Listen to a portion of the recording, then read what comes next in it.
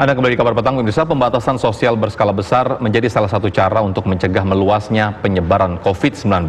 Bahkan PSBB berskala nasional saat ini dibutuhkan agar bisa meredam penyebaran COVID-19.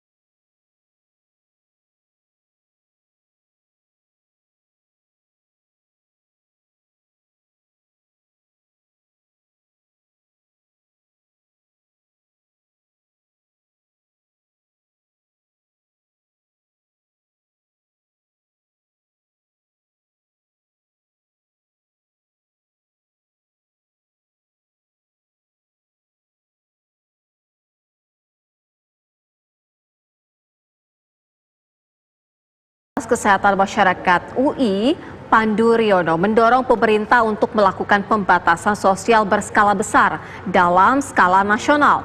Jika tidak dilakukan, maka orang yang terkena corona di Indonesia bisa tembus 100.000 orang pada bulan Juli nanti. Ya, sementara data lain yang dikeluarkan Pandu Riono adalah dari 100% orang yang terkena transmisi COVID-19, sebanyak 86% diantaranya orang yang tanpa gejala namun bisa menularkan corona. Nah, untuk membahasnya telah bergabung pakar kesehatan masyarakat Dr. Mas Pandu Riono dari FKM UI. Selamat sore, Pak Pandu. Selamat sore. Selamat sore. Ya, Pak Pandu, bisa dijelaskan hitung-hitungan Anda ini sehingga nanti pada bulan Juli itu akan tembus 100.000 orang positif corona. Oke, jadi begini, yang kita estimasi adalah angka yang merupakan angka orang yang membutuhkan pelayanan rumah sakit.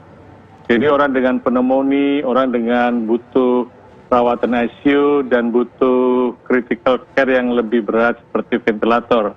Ini yang kita estimasi karena kita mengestimasi orang yang nanti harus dilayani oleh rumah sakit. Sedangkan itu sekitar hanya 3-4% dari jumlah orang yang sudah terinfeksi.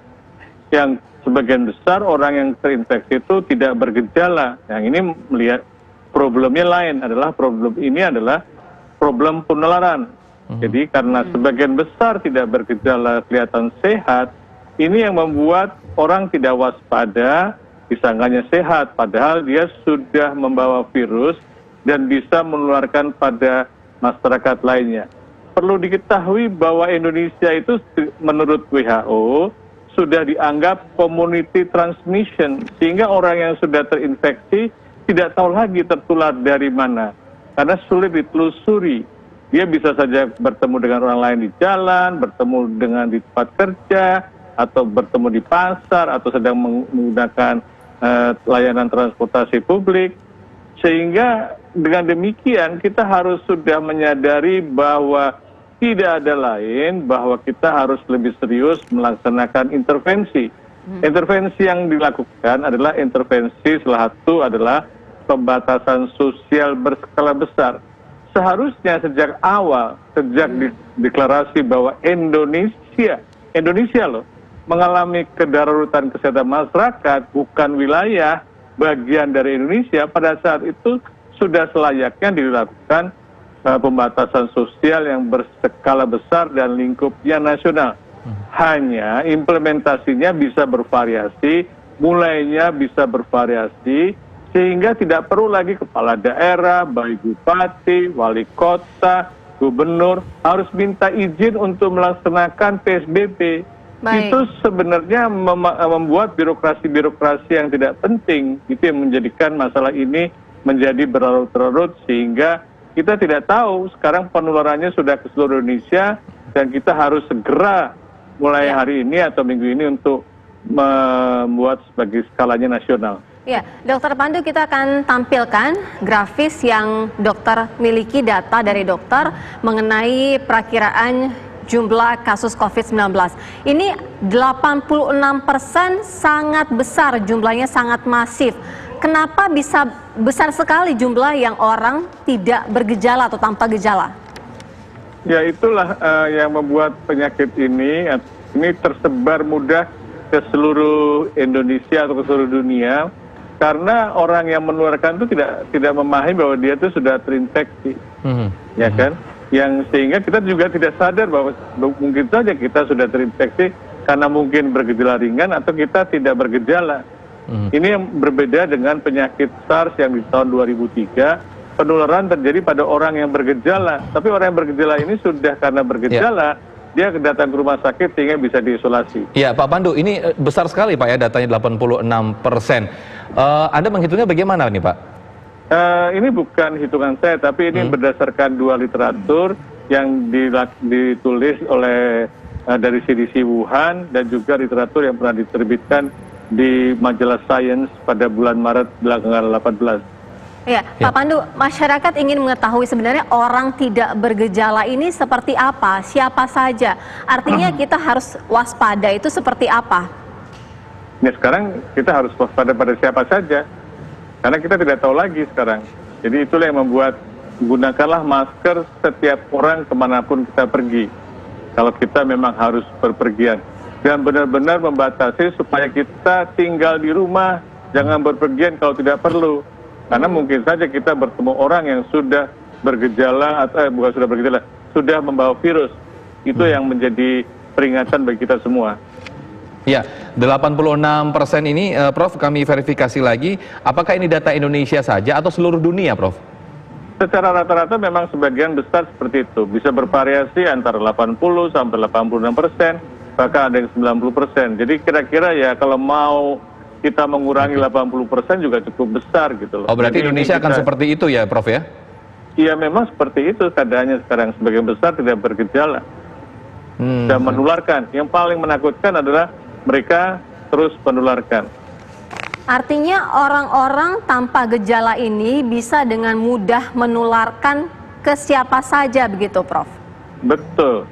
Baik dia batuk, walaupun dia bercakap juga kemungkinan akan menularkan. Karena sudah ada publikasi terbaru, orang yang sedang bercakap atau berteriak itu juga mampu menularkan, memindahkan virus pada orang yang berhadapan dengan orang lain tadi. Kalau kita tidak menggunakan masker, maka orang itu akan menularkan, atau orang yang lawan bicara kita juga akan tertular.